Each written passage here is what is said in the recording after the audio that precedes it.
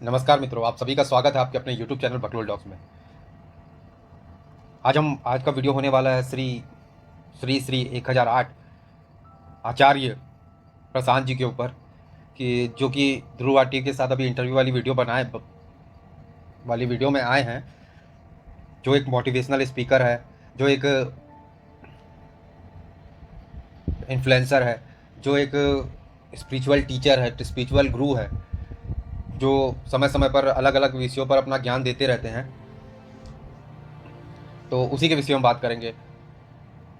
सबसे पहले इसके आचार्य प्रशांत की पृष्ठभूमि जा लेते हैं, क्योंकि आप जिस व्यक्ति के साथ खड़े हैं उसके हिसाब से समझा जा सकता है कि आप किस प्रकार के व्यक्ति हैं।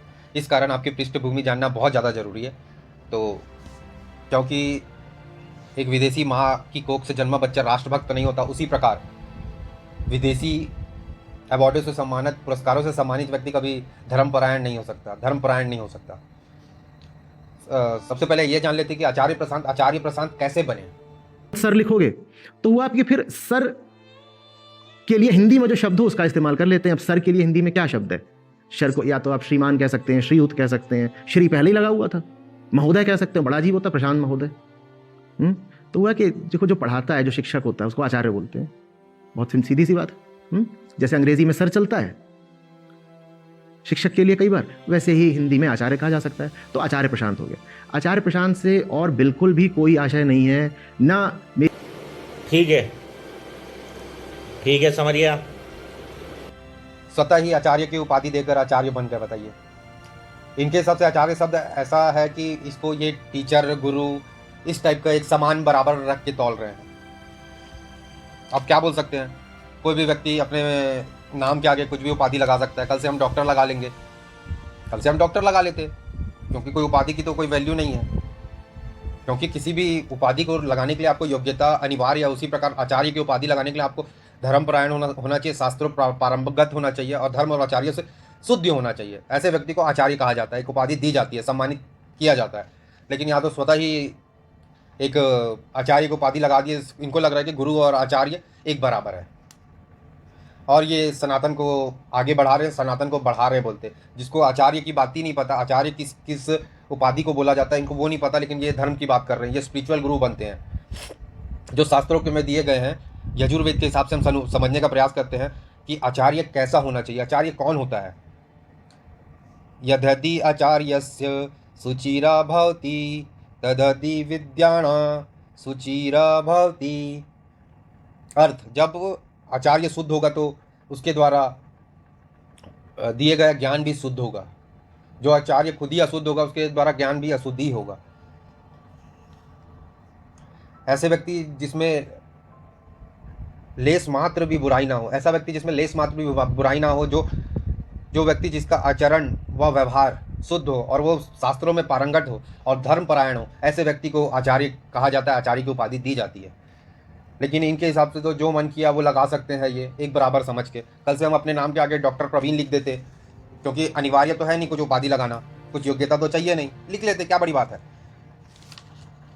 ये अपने आप को इतना सुप्रीम मानते हैं कि ये मतलब ये जो पढ़ा रहे हैं, ये जो ज्ञान दे रहे हैं वही सही है, लेकिन दूसरे अगर कोई दे रहे हैं तो वो गलत है। इन्हीं को सब कुछ पता है, क्योंकि इनको ज़्यादा पढ़ा गया वही चीज़ सही है, दूसरे पढ़े हैं वो सही नहीं है, वो गलत है, वो मिथ है, अफवाह है। वो लोगों को बरगला रहे हैं, अंधविश्वास फैला रहे हैं और बरगला रहे हैं।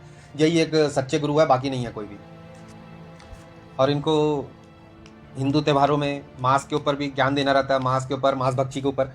ये तो सही है कि मांस खाना ठीक नहीं है, लेकिन इनका बात सुनिए कुछ, जो ये बाहरी प्रोपेगेंडा से रच के कार्य करते हैं। ये हिंदू त्योहारों में ओवर टाइम करने वाले और मजहबी त्योहारों पर लंबी छुट्टी पर चले जाने वाले पीटा, जो इनको पुरस्कारों से सम्मानित करता है। तो ऐसे व्यक्ति से जुड़े व्यक्ति को किस प्रकार से सोचना चाहिए, किस प्रकार से देखना चाहिए, आप लोग जानते हैं। जो एक ही धर्म को हमेशा टारगेट करने का काम करता है, उसी को नीचा दिखाने का काम करता है, और ये बताने का प्रयास करता है कि यहाँ के लोग अंधविश्वासी है, ढोंगी हैं, और यहाँ के लोग अनपढ़ है, अशिक्षित है, जो भी है यहाँ अंग्रेजों के द्वारा इनको सिखाया गया, उस प्रकार से इनकी मानसिकता है। और इनको पर्सन ऑफ द ईयर, पीटा के द्वारा पर्सन ऑफ द ईयर के सम्मान से, पुरस्कारों से सम्मानित किया गया था।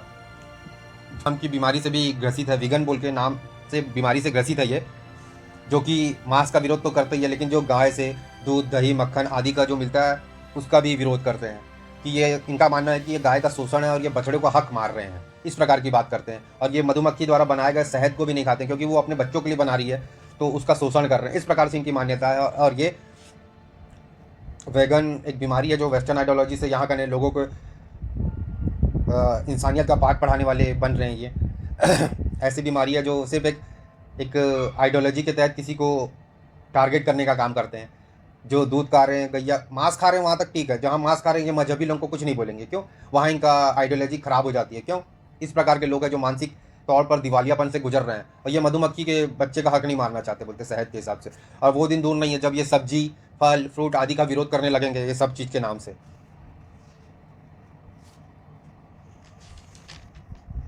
और ये बोलते अंधविश्वास के पीछे भी मुहिम छेड़ रहे हैं।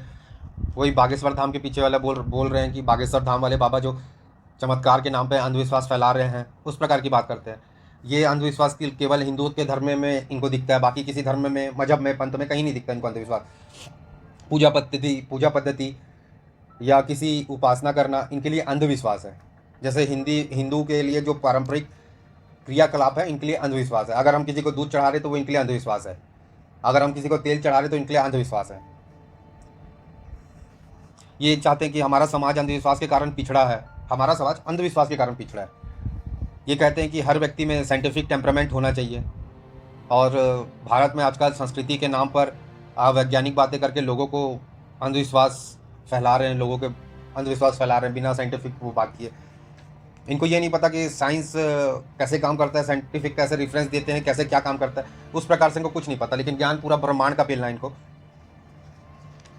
और ये मंत्रों के पीछे भी बोल रहे थे कि मंत्रों में कोई शक्ति नहीं होती, ये सिर्फ एक साधना है और साधन की तरह है। जो कि चैतन्य महाप्रभु ने भी इनके बारे में मंत्रों के लिए कुछ बताया है। मंत्रों के बारे में इस प्रकार से कहा है, नम्रमकारी बहुधा निज सर्व शक्ति स्थापिता नियमिता स्मरणेन कालाः एताहसि तव कृपाः भगवन् अपि दुदेव मिहास्मिहा जनी ननुरागाः। इस प्रकार से संस्कृत का वो है, उसका भगवान के नाम पे अधिक विविध प्रकार के नामों में समस्त शक्तियाँ डाली गई है, अर्पित कर दी गई है।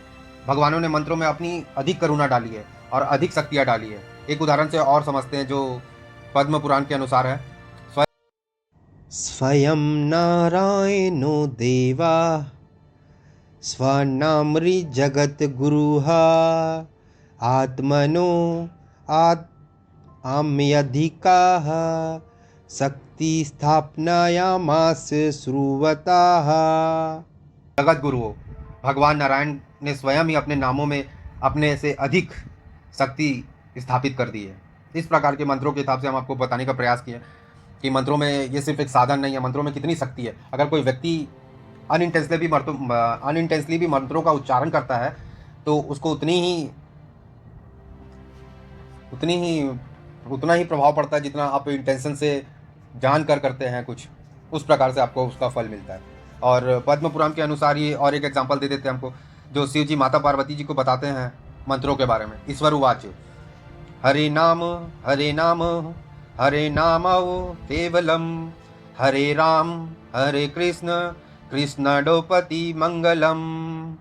अगर शास्त्रों की माने तो मंत्रों में बहुत शक्तियाँ दी गई है, जो अपने नाम से भी अधिक इसमें शक्ति दी गई है, ताकि आप अनइंटेंशनली भी इनके नाम का उच्चारण कर रहे हैं, मंत्रों का उच्चारण कर रहे हैं तो आपको फल प्राप्त हो, आपको पॉजिटिविटी प्राप्त हो, जिस प्रकार से भी आपको एनर्जी मिलती है उस प्रकार से आपको प्राप्त हो। लेकिन ये मंत्रों को एक साधन बता रहे हैं। और साकार और निराकार के इसमें ये ज्ञान दे रहे थे। साकार बोलते कि साकार ब्रह्म भी एक साधन है आत्मा तक पहुँचने का, परमात्मा तक पहुँचने का, सत्य तक पहुँचने का, इस प्रकार से बात कर रहे थे। तो ब्रह्म संहिता के अनुसार ब्रह्मा जी क्या बोलते हैं साकार के बारे में, ईश्वरः परम कृष्णः सच्चिदानंद विग्रह अनादिरः आदिरः गोविंदः सर्वे कारण कारणम। से भगवान का कोई नहीं है। जो ब्रह्मा जी बता रहे हैं उनके हिसाब से साकार और तो मनुष्य की मतलब आचार्य के हिसाब से ये बनाई गई मनुष्य की आकृतियाँ जो हम जिसको पूजा करते हैं जैसे, तो भगवान का जो रूप है जो सांसारिक और ये भौतिक मान रहे हैं ना, एक कृष्ण जी का भी रूप है जो सबसे अलौकिक है। ब्रह्मा जी बता रहे हैं ऐसा नहीं है कि भगवान का जो रूप है वो सांसारिक और भौतिक ही होगा, एक स्पिरिचुअल फॉर्म में भी हो सकता है भगवान का रूप, जो सच्चिदानंदन विग्रह रूप है भगवान का, कृष्ण का। अब गणेश जी भी इनके रूप के बारे में कुछ बताए हैं कृष्ण भगवान के। ब्रह्म वेदंत पुराण के अनुसार गणेश जी परशुराम को बता रहे हैं कि यवंती च शरीराणि भोगदानी महामुने प्रकृतानि च सर्वाणि बिना श्री कृष्ण विग्रहम। संसार में जितने भी रूप है वो सांसारिक और भौतिक है, पर एक रूप है जो कृष्ण जी का है वो अलौकिक है। गणेश जी बता रहे हैं इस प्रकार से। और ये जो भगवद गीता का अध्ययन एक एक श्लोक को घंटों घंटों लोगों को इस एक्सप्लेन करते हैं, उन्हीं के अनुसार से बताते हैं भगवद गीता में अर्जुन ने भगवान से क्या पूछा साकार और निराकार के बारे में। एक एग्जाम्पल से आपको उदाहरण से समझाने का प्रयास करते हैं श्लोक के माध्यम से। अर्जुन श्री कृष्ण से पूछते हैं कि साकार और निर्गुण में कौन श्रेष्ठ है। तो अर्जुन उवाच एवं सत्युक्तो ये भक्तस्वा पयुर्पसते ये चाप्य श्रम व्यक्त तेसा क्या योग विद्यामः। तब श्री कृष्ण उत्तर देते हैं, श्री भगवान उवाच मय्यवाशये मनो ये मा नित्ययुक्ता उपासते श्रद्धेया प्रयोपतासते ये मे युक्ता ममता। अपने मन में मेरे व्यक्तिगत रूप को स्थिर करते हैं और हम हमेशा महान और परलौकिक विश्वास के साथ मेरी पूजा में लगे रहते हैं, वे मेरे द्वारा सबसे पूर्ण माने जाते हैं। कृष्ण भगवान अपने भगवद गीता जो ये लोगों को एक्सप्लेन करते हैं उसी में भगवान का साकार रूप के बारे में कृष्ण भगवान बोलते हैं। जो मेरे रूप को जो अपने हृदय में भरकर पूजा करते हैं वो मेरे लिए ज़्यादा श्रेष्ठ है, इस प्रकार की बात कर रहे हैं। और निर्गुण के बारे में भी गीता में दिया गया, जो कृष्ण भगवान ने बताया है कि सब एक माध्यम है, लेकिन सबसे जो अच्छा माध्यम है वो साकार माध्यम है। निराकार से अच्छा साकार माध्यम है, सगुण माध्यम है। तो जो ये अपने आप को स्पिरिचुअल आध्यात्मिक गुरु मानते हैं वो गीता का एक्सप्लेन कर रहे हैं, उनको गीता का खुद ही अनुवाद नहीं पता है और ये बोल रहे हैं कि ये सिर्फ एक माध्यम है, मूर्ति पूजा ये सबका विरोध कर रहे हैं। इनको सिर्फ अंधविश्वास हिंदू में सनातनी में दिखता है, बाकी अन्य कोई धर्मों में नहीं दिखता। और हम इनको कुछ ज़्यादा बोलना नहीं चाहते क्योंकि ये भी एक सनातन के पार्टी हैं जो अध्यात्म की बात करते हैं, बट अलग लेवल का अध्यात्म है इनका, लेकिन पार्ट तो सनातन के ही है। तो हम सिर्फ इनसे ये प्रार्थना करते हैं कि भगवान इनको सद्बुद्धि दे और सद्बुद्धि दे, कृष्ण भगवान इनसे सद्बुद्धि दे ताकि ये भी अनर्गल बात ना करे और एक सनातन को एक अच्छे से प्रमोट करने का कार्य करे। और ये जो दूसरे को अंधविश्वास कहते हैं, अंधविश्वास ऐसा कुछ भी नहीं होता। आज वो चीज़ आपको समझ नहीं आ रही तो वो आपके लिए अंधविश्वास हो गया, कल के डेट में वही साइंस का कल प्रूव करके दे देगा तो आप उस चीज़ को मान लोगे। जो आपकी बुद्धि आज चीज़ सेंस नहीं कर पा रही वो आपके लिए नहीं है, ऐसा नहीं है। अब वो समझ नहीं आ रहा आपको, हालांकि ये बस एक वो है। अगर जो समझ आएगा तो फिर वो, अगर समझ आ जाती तो वो चीज़ आपके लिए थोड़ी रहती, वो तो सबके लिए कॉमन हो जाती। तो इसलिए थोड़ा सनातन को ढंग से लोगों के सामने प्रस्तुत करें और ये दूसरे को नीचा दिखाकर अपने आप को सर्वश्रेष्ठ सुप्रीम मानना बहुत अच्छी बात है, जो कि एक नार्सिसिज्म का प्रतीक है। तो आप उसी की ओर दिख रहे हैं हमें जाते हुए, और हम श्री कृष्ण से यही प्रार्थना करेंगे कि आपको सद्बुद्धि दे। और आपको ये वीडियो कैसे लगा प्लीज़ कमेंट करके अवश्य बताएं। जुड़ने के लिए बहुत बहुत आभार। जय भारत, जय हिंद, जय श्री राम।